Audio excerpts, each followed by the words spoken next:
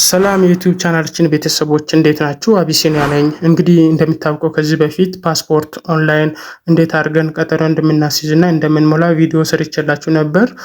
ዛሬ ደግሞ እንዴት ፓስፖርት ማሳደስ እንደምንችል እናያለን። እንግዲህ ፓስፖርት ለማሳደስ ስንፈልግ በመጀመሪያ ወደ ክሮም ብራውዘራችን እንሄዳለን። ኮምፒውተር ሞባይልን መጠቀም እንችላለን። ተመሳሳይ ስቴፕ ነው ያለው። ክሮም ብራውዘራችን ከከፈትን በኋላ ቀጥታ ኢትዮጵያን ፓስፖርት ሰርቪስ ብለን እንጽፋለን። ከዛ ኢንተር ብለን እንጽፋለን። እዛ እንደምታዩት አፕላይ ፎር ኢትዮጵያን ፓስፖርት የሚል አለ። የመጀመሪያ ዌብሳይት አለች። እርግጠኛ መሆን አለባችሁ። እዚህ ከስር www.ethiopianpassport.service.gov.et የሚል ዌብሳይት መሆኑን እርግጠኛ መሆን አለባችሁ። እሱን ትከፍቱታላችሁ። እንግዲህ ዌብሳይቱን ስትከፍቱት ይሄንን የሚመስል ይመጣል። ከላይ ICS ኢትዮጵያ ዜግነት አገልግሎት የሚል ሰርቪስ የሚል ዌብሳይት ይከፍትልናል። ወደ ታች ወረድ ትሉና ስታርት ኒው አፕሊኬሽን የምትላለች እሷን አንድ ጊዜ እንነካታለን። አሁን እዚህ ጋር የሚታዩት ሪኩዌስት አን አፖይንትመንት ይላል። ቀጠሮ ጠይቁ ነው የሚለው። አይ አግሪ ቱ ዘ ተርምስ ኤንድ ኮንዲሽን የምትለዋን ራይት እናደርጋትና ስታርት ኢንዲቪዥዋል አፖይንትመንት የሚለውን ከታች እንነካዋለን ማለት ነው። አሁን ይህንን ኦፕሽን ያመጣልናል። ኒው ፓስፖርት አፖይንትመንት የሚል አለ። ይሄ አዲስ ፓስፖርት ለማውጣት ቀጠሮ ለማስያዝ ነው። ሁለተኛው ሪኒዋል ኦር ሪፕሌስመንት አፖይንትመንት የሚል አለ። ይሄ እኛ ዛሬ የምናየው እንደገና አዲስ ለማውጣት ወይንም ለማሳደስ ስንፈልግ የምንጠቀመው ነው። እኛ ቀጥታ ለማሳደስ ስለምንፈልግ ሪኒዋል ኦር አፖይንትመንት የሚለውን እንነካለን። ነገር ግን እንዴት ፓስፖርት አዲስ እንደሚሞላ ማታውቁ ሰዎች ካላችሁ ከታች ዲስክሪፕሽኑን አስቀምጥላችኋለሁ። ከዚህ በፊት የተሰራውን ይህንን ቪዲዮ ሲጨርሱ በማየት አዲስ ፓስፖርት ማውጣት ትችላላችሁ። ቀጥታ ይህንን እንነካለን። እሱን ስንነካ 3 ምርጫዎችን ያመጣልናል። which type of service you need ይላል። አንደኛ ኤክስፓየር ፓስፖርት ነው፣ ቀኑ ያለቀ ማለት ነው። እኛ ቀጥታ ኤክስፓየር ፓስፖርት የሚለውን እንነካለን ማለት ነው። ይህንን ፎርም ያመጣልናል። ሳይት ሴሌክሽን ይላል። ቀጠሮ የምናስይዝበት ቦታ የት ነው ነው የሚለው። ለምሳሌ እኔ ድሬዳዋ ብያለሁ። እናንተ ክልሉን ነው የምትመርጡት። ኦሮሚያ ከሆናችሁ ኦሮሚያ፣ አዳማ ከሆናችሁ አዳማ የሚል የለም። ክልሉን ነው የምትመርጡት። ከዛ በኋላ ሲቲ ይላል። በክልል ውስጥ ያለውን ከተማ እናንተ ያላችሁበትን ከተማ ትመርጣላችሁ። ድሬዳዋ የሚለውን እኔ ድሬዳዋ የሚለውን መርጫለሁ። ከዛ ቀጣይ ኦፊሱ የት ነው ብሎ ምርጫ ያመጣላችኋል። ያው ባይ ዲፎልት ከላይ ክልሉን ስጽፉ ከታች ብራንቹን ያመጣላችኋል። እሱን መምረጥ ነው። ከዛ አፕሊኬሽን ሳይት የት እንደሆነ ስለ ድርጅቱ ሙሉ አድራሻ ምናምን ያመጣል። ከዛ ኔክስት እንላለን። ከዛ ዴሊቨሪ ዴት ይላል። የሚደርሰው መች ነው የሚለውን ነገር ዴሊቨሪ ዴት ነው። ከዛ በኋላ ኔክስት እንላለን። ከዛ ዋና ፎርም ያመጣልናል።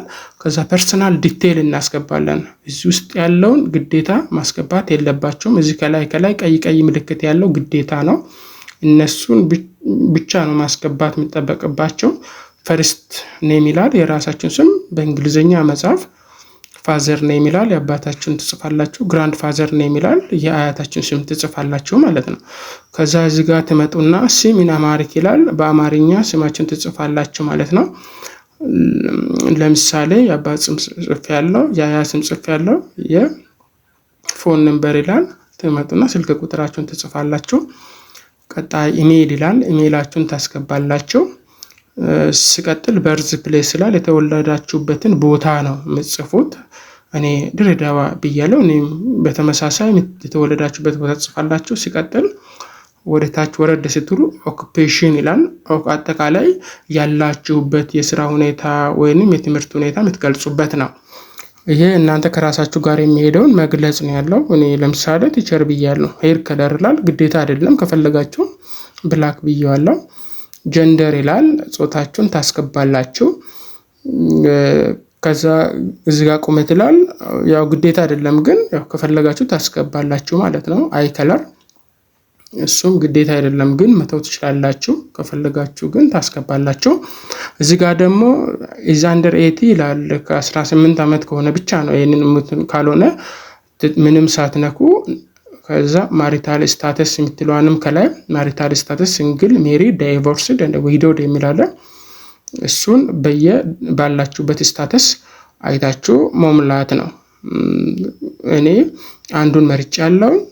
እዛ ናሽናሊቲ ይላል ከላይ ዜግነታችሁ ነው ኢትዮጵያ ብላችሁ ከኢትዮጵያ ውጪ ዜግነት ካላችሁ ተመሳሳይ የመጣችሁ ትመርጣላችሁ ዜግነታችሁ ማለት ነው ሀገራችሁን ማለት ነው። ዴት ኦፍ በርዝ ምትላለች ቀጣይ እችን ካሌንደር ምልክት ነኳትና የተወለዳችሁበትን ቀን እና አመት ታስገባላችሁ ማለት ነው።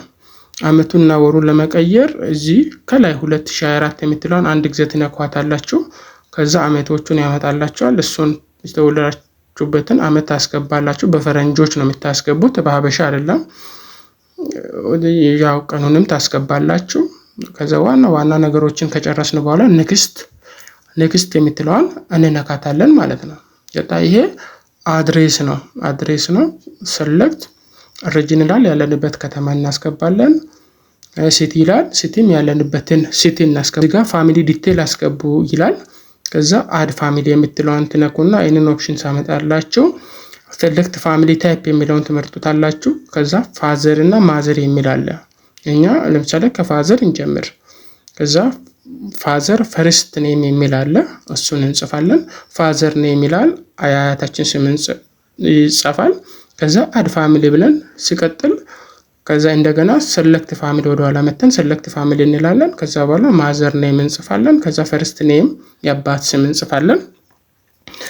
ከዛ የእናት ስምና የእናት አባት ስም ይጻፋል። አድ ፋሚሊ ብለን ሙሉ ስማቸው ገብቷል ከላይ እንደምታዩት። ከዛ በኋላ ኔክስት እንላለን። ከዛ ፓስፖርታችሁ ስንት ገጽ ነው የሚለው 32 ፔጅ የሚለውን ትመርጣላችሁ። ኦልድ ፓስፖርት ነምበር የሚል አለ እዚች ጋር ፓስፖርታችሁ ላይ የነበረውን ነምበር ታስገባላችሁ። ኦልድ ፓስፖርት ኢሹ ዴት ፓስፖርቱ የተሰጣችሁ ቀን መች እንደሆነ እሱን ታስገባላችሁ። ከፓስፖርታችሁ አይታችሁ ቀኑን ታስገባላችሁ ማለት ነው። ከዛ በኋላ ኦልድ ፓስፖርት ኤክስፓይሬሽን ዴቱ መች ነው እዚህ የሚያልቅበት ቀን መች ነው የሚለውን ከኦልድ ፓስፖርታችሁ አይታችሁ የካሌንደር ምልክቷን እችን ትነኳትና ፓስፖርታችሁ ላይ አይታችሁ ትሞላላችሁ ማለት ነው። እዛ ከጨረሳችሁ በኋላ እዚህ ሳሚት የምትለዋን ትነኳታላችሁ ማለት ነው። ከዛ ሲቀጥል ሁለት ነገር ይጠይቀናል። አንደኛው የፓስፖርታችን ኮፒ ነው። ሁለተኛ የፓስፖርት ሳይዝ ፎቶ አሁን ያላችሁበትን አሁን የተነሳችሁበትን ፎቶ ታስገባላችሁ ማለት ነው። ስታስገቡ እነዚህ ነገሮች መሞላት አለባችሁ። ኮፒውንም ፎቶውንም ስታስገቡ በፋይል ታይፑ በጄፒጂ መሆን አለበት ወይንም በፒዲኤፍ መሆን አለበት። ከ1 ሜጋባይት በታች መሆን አለበት።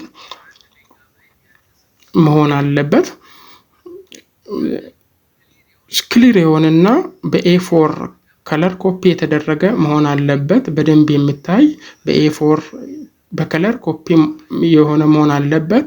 በብላክ ኤንድ ዋይት አይቀበልም ማለት ነው። ቀንና ሰዓቱ ደግሞ ተመሳሳይ መሆን አለበት ማለት ነው።